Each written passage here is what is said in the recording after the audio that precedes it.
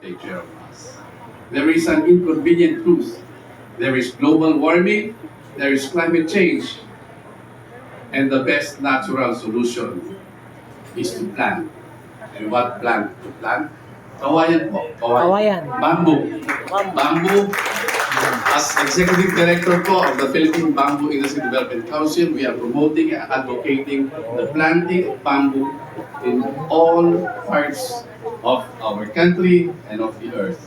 Being the fastest growing plant on earth, it produces oxygen more than any other plant and absorbs carbon dioxide more than any other plant. Kaya sa CCL po, Christian Capital Leadership, maraming salamat po. I feel very honored and humble. So, mula po sa aming iglesia, ang Kamuning First United Methodist Church, ang kasama ko po si Bishop Rudy Juan. Maraming salamat po. And talaga pong this is a very I'm really humbled being in the roster and being with prominent personalities like all of you. Maraming salamat po. Pambuhay! A big hand of applause for our environmentalists.